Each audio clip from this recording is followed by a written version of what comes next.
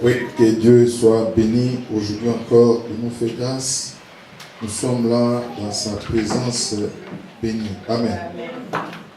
Bien-aimés, nous continuons à parler de Jésus historique. Vous savez, quand je dis toujours Jésus historique, ça veut dire que le Jésus qui appartient à l'histoire. Amen. Qui appartient à l'histoire. C'est-à-dire que ce n'est pas un Jésus imaginaire.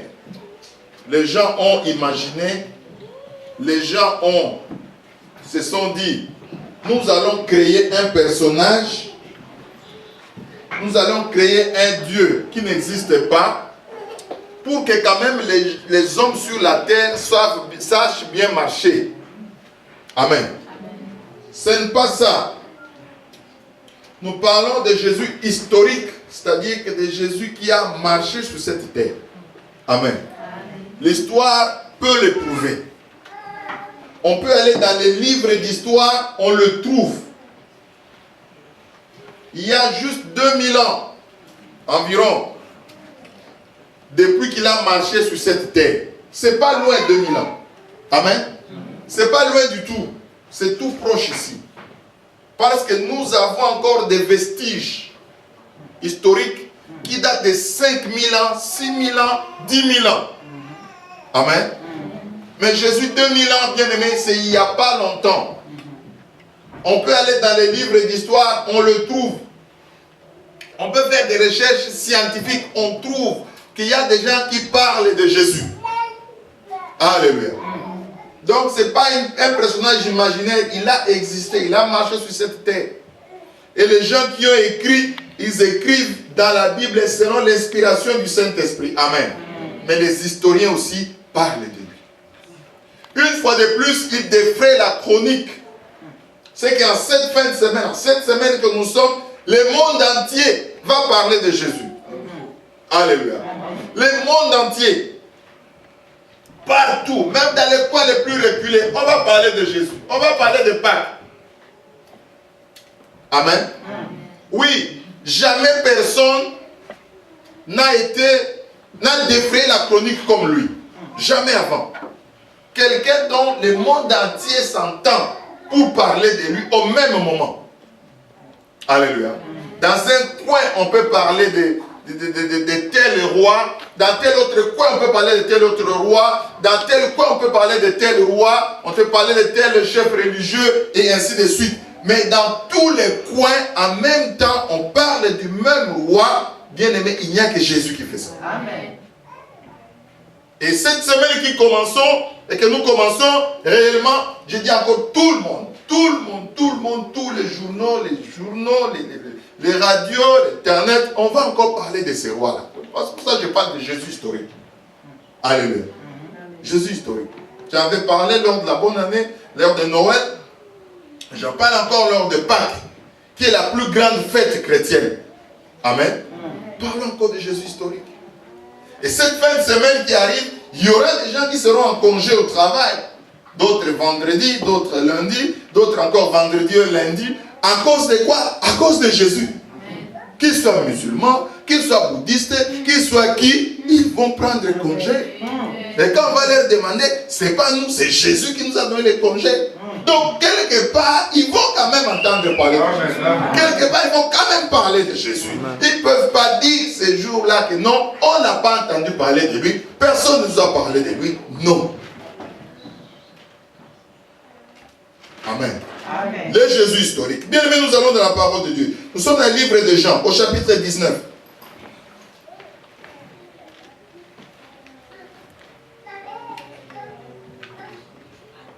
On va se lever.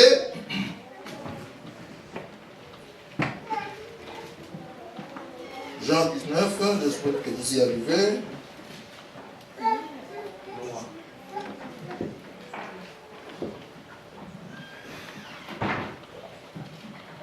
Alors, on va lire normalement du 1er jusqu'au 18e verset, mais je souhaite qu'on puisse prendre ça un peu court. Jean 19, 1 jusqu'à jusqu'à 6. Jean 19, 1 jusqu'à 18. Maintenant, on va lire 1 jusqu'à 6. Après 6, nous allons continuer. Nous allons prendre 16, 14 jusqu'à verset 18. 1, 2, 3. On va y aller. 1 jusqu'à 6 d'abord. 1, 2, 3. Alors Pilate dit Jésus et les fit battre les verres. Les soldats tressèrent une couronne d'épines qu'ils posèrent sur sa tête et ils les revêtirent d'un manteau de pourpre. Puis s'approchant de lui, ils disaient « Salut, roi des Juifs !» et ils lui donnaient des soufflets.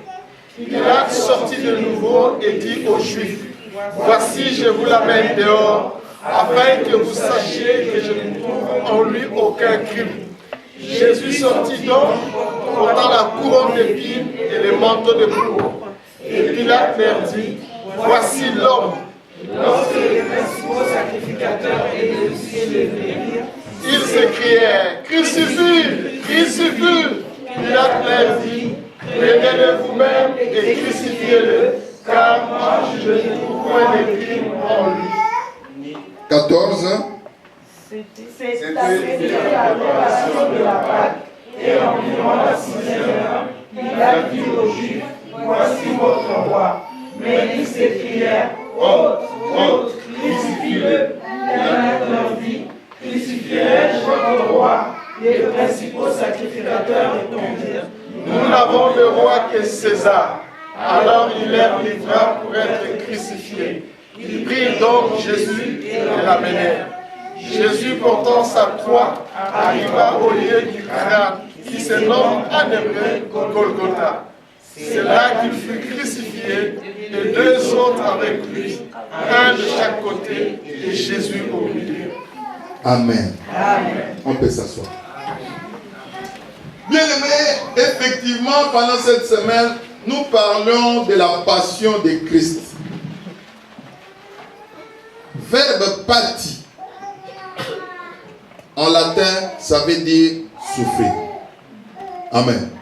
C'est pour ça les gens qui vont voir les Nadella et les papas Raoul, on les appelle des patients.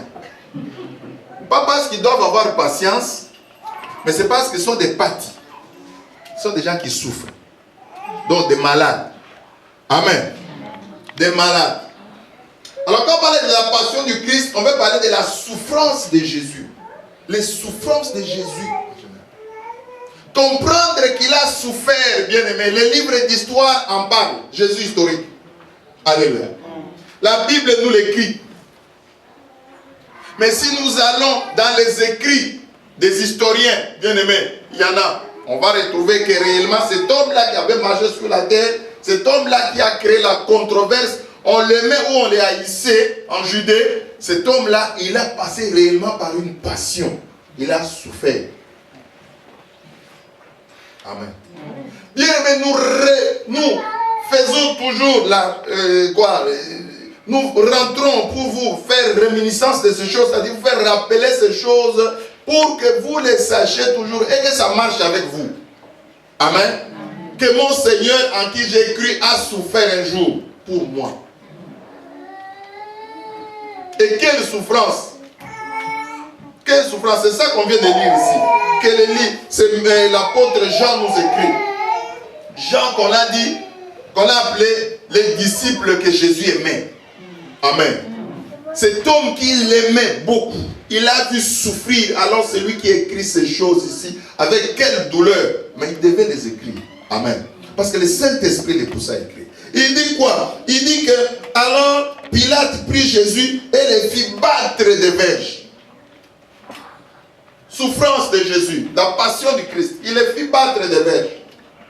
Une fois ici, il y a quelques années, je vous avais parlé de comment on frappait les gens chez les Romains. Bien aimé, tel qu'on frappait les gens chez les Romains, là, ce n'était pas pour que quand on a fini de te frapper, qu'il y ait encore récidive de ce que tu faisais. Non. On va te frapper d'une façon que prochainement tu ne reprends pas. Alléluia. Les Romains, c'était un peuple brutal. Le Romain, c'était un peuple, pour eux, c'était la force. Amen. La force doit gagner. C'est pour cela Jules César, après ses victoires, il disait, Voi victis, malheur aux vaincus. Amen. Malheur aux vaincus. Amenez-moi les chefs ici, coupez la tête. Ils étaient brutaux, les Romains. Ils étaient durs. Ils étaient sanguinaires. Ils n'avaient pas peur du sang. Il disait, pour asservir les gens, vous devez leur montrer que c'est vous les boss. Amen. C'est vous les plus forts. Il faut frapper fort pour que les autres aient peur. Amen. C'est ainsi que même nos dictateurs africains ont pris cette allure-là. Dit, pour asservir les peuples, il faut donner l'exemple. Amen. Il faut donner l'exemple. Il faut punir très fort. Vous attrapez un opposant, vous les frappez tellement fort, vous les mettez en prison pendant des années, qu'il meurt même là-bas. Qu'il a une femme, des enfants, ce n'est pas notre affaire. Amen. Nous sommes en train de vouloir comprendre quand on dit que ça c'est juste une petite phrase qui dit que alors Pilate prit Jésus et les fit battre des verges. Quand on lit ça, on peut passer rapidement se dire on a battu des verges, c'est tout. C'était pas compliqué, c'était pas difficile. Non, je suis en train de vous montrer la mentalité des Romains. Alléluia. Dans un peuple, en Angola, je vous ai dit ça aussi, il y a des gens qui ont été en Angola ici. Quand on attrapait un voleur, on dit on va lui donner 30 coups de fouet. Le frère Lévin, il a fait l'Angola, il peut vous dire. Les soldats là te mettent par terre, ils te déshabillent les dos. Ils prennent un bon gourdin. Ce n'est pas une petite. Non. Un bon gourdin gros là avec de l'eau dedans, avec la sève. On te donne un coup de pain.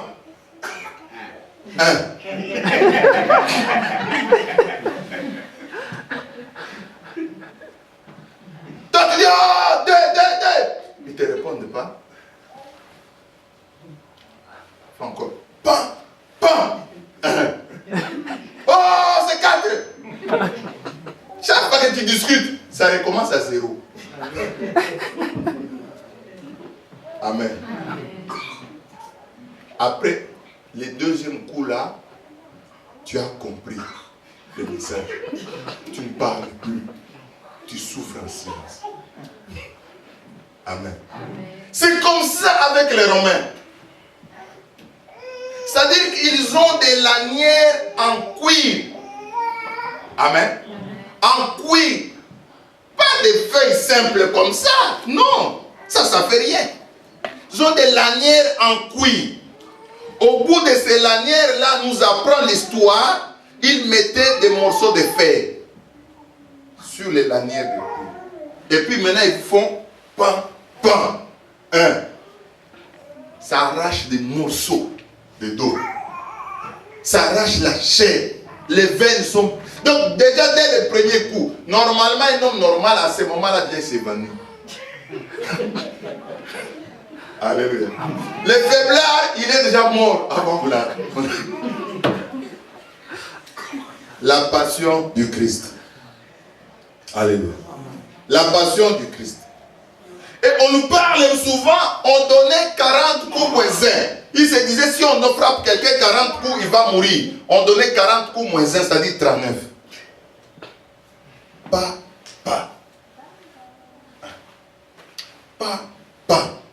Ce que vous entendez ici, qui est bien aimé. Pilate fit battre des verges Jésus, ton Seigneur, mon Seigneur, notre Seigneur. Alléluia. Bien aimé, je dis que je voulais que tu puisses comprendre. Le Seigneur voudrait que tu puisses comprendre ce qu'il a souffert pour toi, pour moi. Que tu comprennes ce qu'il a fait pour toi. Alléluia. Parce que dans le monde, ça marche comme ça. Les gens disent toujours, qu'est-ce qu'il a fait pour moi? Amen. Qu'est-ce qu'il fait pour moi?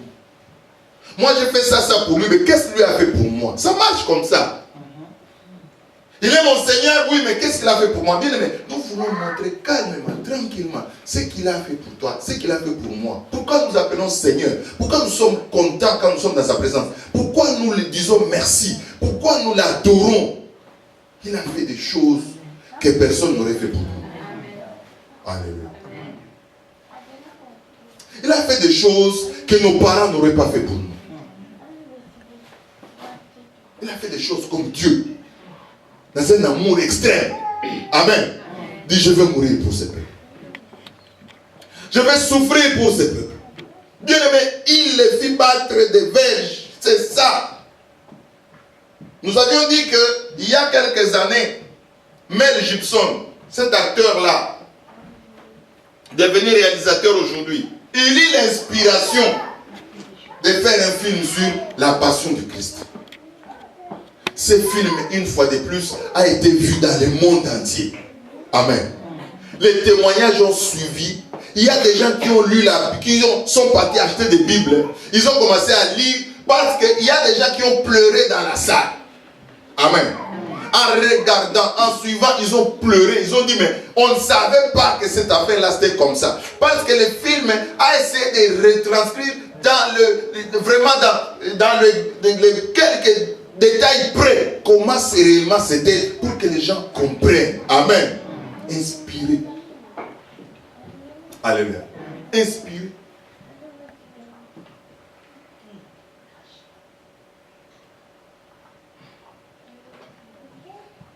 Il a été inspiré, Mel Gibson.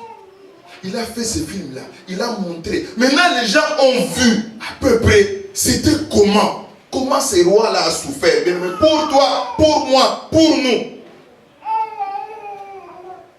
Afin que tu comprennes. Afin que tu te rendes compte comment tu dois l'aimer. Alléluia. Comment tu dois l'adorer. Comment tu dois le servir. Bien-aimé, il a fait beaucoup, beaucoup pour toi, beaucoup pour moi, beaucoup pour nous. Beaucoup pour son église. Alléluia. Il ne fit pas des verges. On l'a flagellé. Je vous ai dit dès le premier coup. Les bouts de métal sur les lanières de cuir, ça déchire la peau. La peau est déchirée. Le sang coule déjà beaucoup. Les gens, quand le film de Mel Gibson était sorti, les gens ont dit non, il a exagéré. Il y a eu trop de sang. Mais c'est ça la vérité. Alléluia. Les Romains, c'est un peuple sanguinaire. Comment voulez-vous quelqu'un, Rome, une petite ville, ils quittent, ils vont dans le monde entier, le monde habité de l'époque, ils sont en train de conquérir tout, sans qu'on ne verse pas du sang. Amen. Le Romain est un peuple sanguinaire. Le sang ne leur faisait pas peur. Pas du tout. Les Juifs n'en parlons pas. Amen. Eux aussi, ils étaient pris par la haine, les principaux sacrificateurs et les autres, pris par la haine. Ils disent non, il faut qu'on prouve aux gens. Ce monsieur-là, il vient nous concurrencer. Il va mourir. Amen. Vous avez entendu, crucifie-le. Dans la haine là, il disait, frappez-le encore. On l'a frappé des verges, bien aimé. Le sang a coulé. Le sang a coulé. Il a senti la douleur. N'oubliez pas qu'il était Dieu, il était aussi homme. Amen. Il a senti la douleur dans son corps. Pour toi, pour moi, pour nous. Alléluia. Pour que toi tu sois assis comme tu es assis là, libéré, délivré, sauvé. Il a reçu des coups de fouet. Et je vous dis, d'un peuple sanguinaire, ce n'était pas des enfants de cœur les Romains. Ils frappaient sérieusement pour que demain tu ne reprennes plus ces problèmes. Alléluia. On va te frapper tellement fort. En Angola là, si on te donne ce coup là, c'est pour que demain tu n'ailles plus voler. Si tu avais volé. Amen. Si tu avais pris la femme de quelqu'un, on te donne ce coup-là pour que tu ne reprennes plus jamais. De toute façon, quand tu sors de là, tu es hospitalisé pour plusieurs mois. Amen. Pour plusieurs mois, tu es hospitalisé. Bien, mais c'est ce qui s'est passé avec notre Seigneur. Quand on dit juste cette phrase-là, alors Pilate prit Jésus et le fit battre des verges. Bien, mais c'était tout ça. Je dis qu'aujourd'hui, pendant cette semaine, il faut que nous rentrions en nous-mêmes pour comprendre qu'est-ce qu'il a souffert. Amen. Qu'est-ce qu'il a souffert pour que tu vois ce qu'il me demande, il ne me demande pas beaucoup. Alléluia. Amen. Par rapport à ce qu'il a fait, ce qu'il me demande, il ne demande pas beaucoup. Alléluia. Amen. Parce que je vous ai dit, dans le monde, c'est toujours ça. Qu'est-ce que tu as fait pour moi? Je vous avais donné ce petit témoignage-là, n'est-ce pas, il y a assez longtemps. Cette petite fille, 12 ans, la maman dit, ah, Mireille, amène-moi ceci. Mireille, mets de l'eau au feu. Mireille, amène-moi ceci. Mireille, fais pour moi ceci. Mireille était fatiguée. Un jour, elle a pris une feuille de papier. Là, écrit, maman doit à Mireille 1. pour avoir fait la commission chez le boulanger, 2 francs. Pour avoir été chez le coiffeur, pour maman, 2 francs. Pour avoir fait ceci, 2 francs. Pour avoir préparé le thé pour maman à 22h, 2 francs. Et pour avoir fait la vaisselle tout le temps, 12 francs. Total est 34 francs.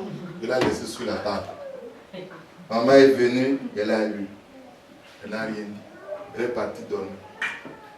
Maintenant quand Mireille est passée, elle a dit, oh, ma fille a été lue. Elle a tendu de toucher les caches de main. 34 francs. Amen. Mais le lendemain, quand elle se réveille, Mireille, elle trouve sur la table, à côté de sa feuille, une autre feuille. Mireille doit à maman, pour l'avoir porté 9 mois, 0 francs. Pour l'avoir amenée à l'hôpital, pendant qu'elle était bébé, elle a souffert longtemps de malaria, 0 francs. Pour avoir enlevé les caca et l'urine toute la vie, 0 francs. Pour avoir amené à l'école, à la garderie tout le temps, 0 francs. Pour s'occuper bien d'elle et de tous ses besoins jusqu'aujourd'hui, 0 francs. Total, 0 francs. Amen. Nous sommes dans un monde économique. Il ne faut pas qu'on se trompe là. Amen. Tu fais pour moi, mais qu'est-ce que je fais pour toi? Qu'est-ce que tu as fait pour moi? Moi, j'ai fait pour toi plus. Alléluia. Quand Mireille a vu ça, elle venait, elle croit qu'elle a les caches, et regarde notre feuille. Elle a lu ça. Elle a commencé à pleurer. Elle est partie embrasser sa mère. Il dit, maman, tu as fait plus que ça. Alléluia. Maman, tu as fait plus. Bien aimé, nous disons cela pour appuyer ce que nous sommes en train de dire, que qu'est-ce que Jésus a fait pour nous? Pourquoi on doit faire des sacrifices pour lui? Amen. Pourquoi on doit le servir? Pourquoi on doit chanter pour lui? Pourquoi on doit l'adorer? Pourquoi on doit lui amener des offrandes? Qu'est-ce qu'il a fait pour nous? C'est ça qu'il a fait pour nous, bien-aimés. Il les fit battre des verges. Il les fit battre des verges. Les dents ensanglantés. Les sangs coulent. N'oubliez pas que sa mère et ses frères étaient là. Ils regardaient. Amen. Quelle douleur encore. D'autant plus que la famille était.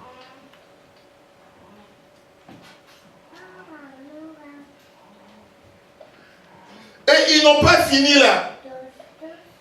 Mais moi, ce qui me... Quand je médite ce passage, je me dis que ce qu'on a fait à Jésus, l'a frappé, c'était vraiment un pourboire. Pourquoi pourboire? Parce qu'au final, amen, on devait l'amener pour le crucifier. Mais pourquoi quelqu'un qu'on allait crucifier, on allait encore le faire souffrir avant? On devait encore le frapper de verges. Ça c'est cruauté sur cruauté. Parce qu'au final, on devait l'amener, on devait le crucifier. Amen. La Bible dit quoi? Les soldats tressèrent une couronne d'épines qu'ils posèrent sur sa tête et ils le revêtirent d'un manteau de pourpre.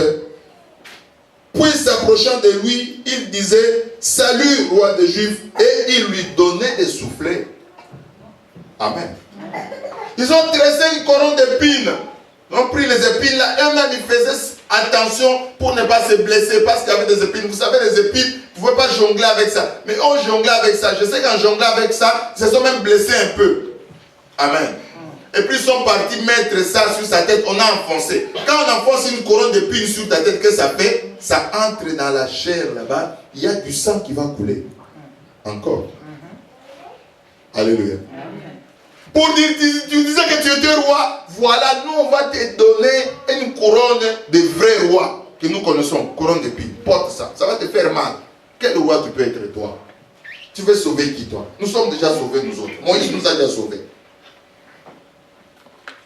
Amen. Amen. Amen.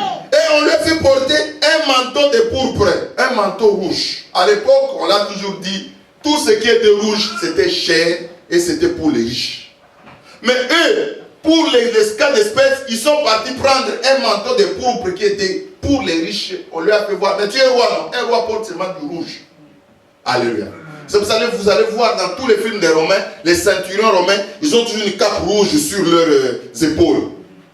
Donc, signe de supériorité, d'officier, des choses comme ça. Alors, si on a cherché un manteau pour qu'on a mis, c'était pour se moquer de lui. Amen. Bien-aimé, on s'est moqué de ton Seigneur, on s'est moqué de mon Seigneur, on s'est moqué de notre Seigneur. C'était juste pour qu'on se moque de lui. Regarde, tu lui dis que tu es roi, alors porte du rouge, porte la couronne. Mais une couronne d'épines avec le sang qui coule. Le sang de Jésus. Amen. Et il venait, il disait, salut, roi des Juifs. Et il lui donnait des soufflets. Amen.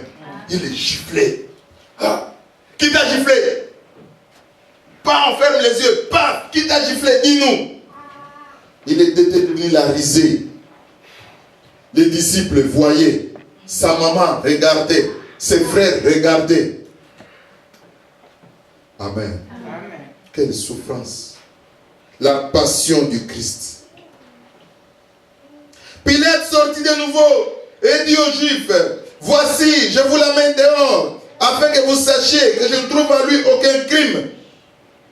La Bible dit que Jésus sortit donc, portant la couronne d'épines et le manteau de pourpre, et Pilate leur dit, voici l'homme.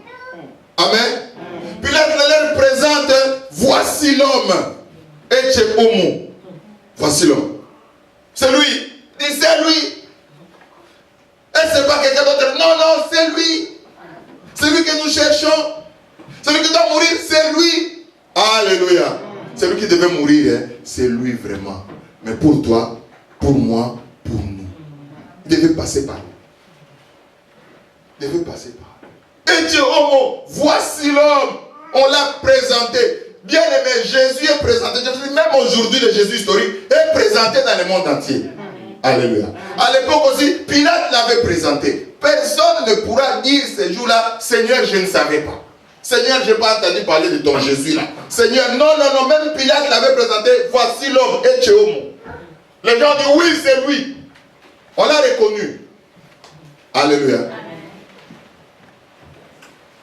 Et quand les principaux sacrificateurs et les huissiers le virent, ils s'écrièrent, c'est lui, crucifie, crucifie. Pilate leur dit, prenez-le vous-même et crucifiez-le, car moi je ne trouve point de crime en lui. Bien aimé, il n'y avait pas de crime. Amen. Il n'avait pas de faute. Il n'avait rien fait à quelqu'un. Il n'avait pas pris l'affaire de quelqu'un. Il n'avait rien fait de mal. On n'a pas... Pilate, bien aimé, les gens comme les Pilates là, ce sont des gens qui ont étudié les droits romains. Alléluia. Il ne pouvait pas être gouverneur en Judée. D'abord, à l'époque de Rome, là, si on t'envoie gouverneur en Judée, tu trembles. Parce qu'on savait que là-bas, c'était des rebelles. Amen. C'était des rebelles. Parce qu'ils avaient leur propre Dieu. Ils ne voulaient pas se laisser asservir. Donc, si on t'envoie là-bas, c'était compliqué. Il y avait trop de choses qui ne comprenaient pas les Romains. Alors, ce qui fait que si Pilate était là, ça dit que c'est quelqu'un qui devait connaître les droits romains. Il a examiné la chose. Il a étudié la question. Il a posé les vraies questions à Jésus. Il a trouvé qu'il n'avait rien fait de mal. Amen. Amen. Ton Seigneur n'avait rien fait de mal. Notre Seigneur n'avait rien fait de mal qui méritait la mort. Mais les principaux sacrificateurs, mais les huissiers, bien-aimés, non. Ils ont dit non, crucifie-les, crucifie-les, la mort la plus violente qui soit. Amen. Pour quelqu'un qui n'a rien fait. Tout cela pour toi. Tout cela pour moi. Bien-aimés, nous disons ces choses pour que tu te rendes compte de ce que le Seigneur a fait pour toi. Pour que tu te dises, ce qu'il me demande, ce n'est pas beaucoup. Amen. Amen. Ce qu'il me demande de les suivre, de les servir, ce n'est pas beaucoup. Il a déjà fait la grosse part. Ce qu'il me demande, c'est un petit rien. Le Seigneur ne te demandera pas des choses extraordinaires. Lui-même, il dit dans Deutéronome, les choses que je vous dis de faire, ce n'est pas que vous allez chercher ça au ciel. Amen. Amen. Vous n'allez pas chercher ça au ciel. Les commandements que je vous donne, ce n'est pas au-dessus de vos forces. Vous pouvez le faire. Alléluia. Si vous avez la volonté. Si vous voulez. Donc, un temps soit peu que tu as la volonté, tu peux accomplir cela. Bien aimé, tous les gens qui disent, ah, les commandants, vous qui priez, les commandements de Dieu là, c'est difficile, tout ça. Il n'y a aucune volonté. Alléluia. Il n'y a aucune volonté. Mais mettez à quelqu'un la volonté, vous allez voir, il peut accomplir tout ce qu'il veut. Alléluia. Mettez à quelqu'un la volonté. Mais enlever à quelqu'un la volonté, même des choses faciles, il ne voudra pas faire ça. Amen. Il ne voudra pas faire ça.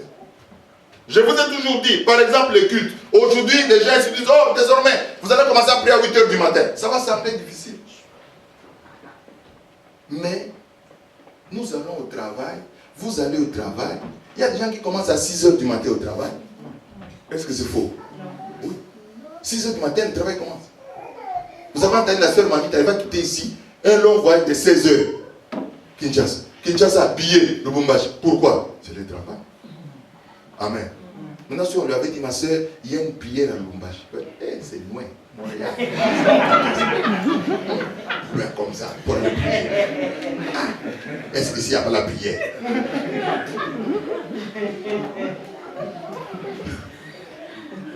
Amen. Pourquoi les cultes doivent commencer à 8 h? Si on prie à 12 h, Dieu ne va pas nous entendre. Mais le travail peut commencer à 6 h. Et chaque jour.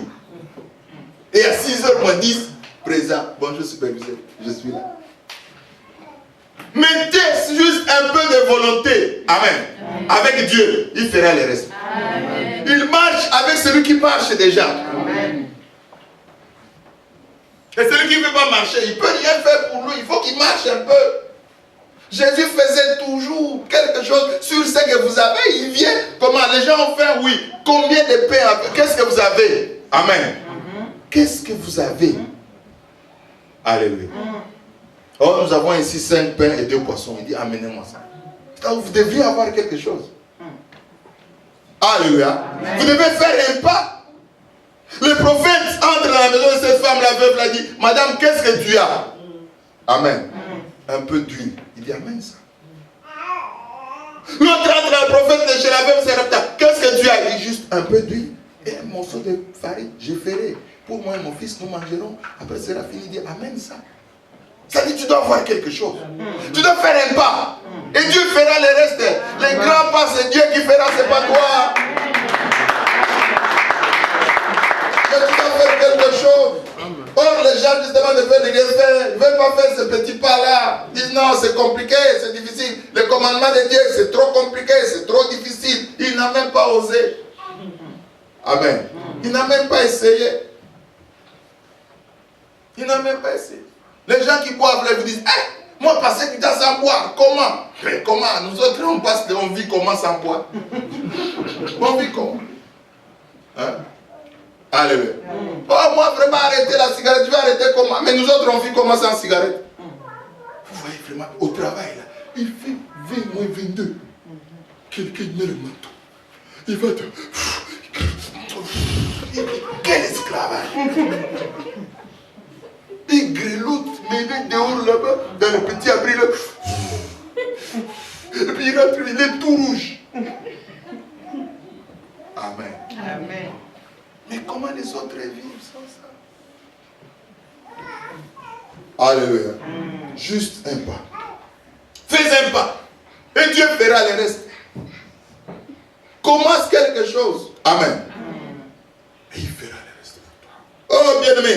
Il a souffert pour toi, il a souffert pour moi, il a souffert pour nous. Et au verset 14, on dit, c'était la préparation de la Pâque, et environ la 6e heure, vers midi. Pilate dit aux Juifs, voici votre roi. Oh, on l'a encore présenté. Jésus là, on le présente toujours. Amen. Alléluia. On le présente toujours, bien-aimé. Cette année encore, on le présente encore. Amen. Dans quelques mois, on le présentera encore. Amen. Il sera présenté. Amen. Pilate le présente, voici votre roi. C'était prophétique aussi. Vous m'avez dit, c'est votre roi. J'ai examiné, j'ai trouvé que c'est vraiment votre roi. Voici votre roi. Alléluia. Voici votre roi. En d'autres termes, adorez votre roi. Pourquoi vous voulez le tuer? Pourquoi? Adorez-le. C'est votre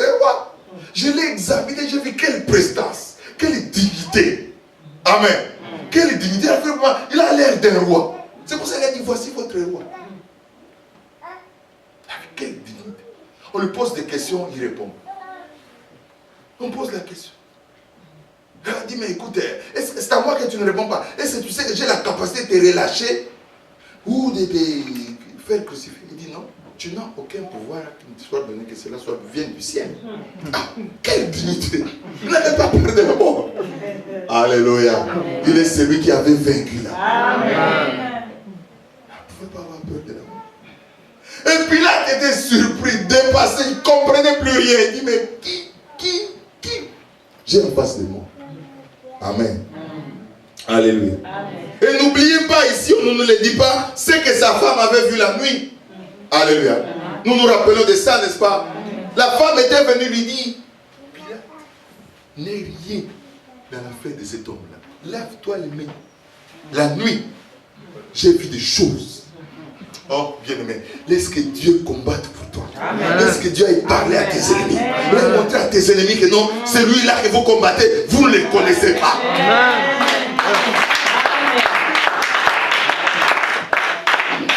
Vous ne le connaissez pas. Oh, Seigneur. Si Dieu combat pour toi, Dieu va parler aux gens. Les gens viennent te regarder autrement. Amen. Ils disent, mais il est qui lui? Amen. Il est qui? Pourquoi il est si calme? Pourquoi il est si tranquille alors que les gens s'agitent? Il ne peut pas s'agiter. Il porte en lui le roi de gloire, le roi de paix. Qui ne s'agite pas. Alléluia. Amen. Voici votre roi. Pilate le présente encore. Mais ils s'écrièrent, ôte, crucifie-le. Pilate leur dit, crucifierai-je votre roi? Il répète. Le vilain Pilate là, vraiment, il a poussé les choses. Alléluia.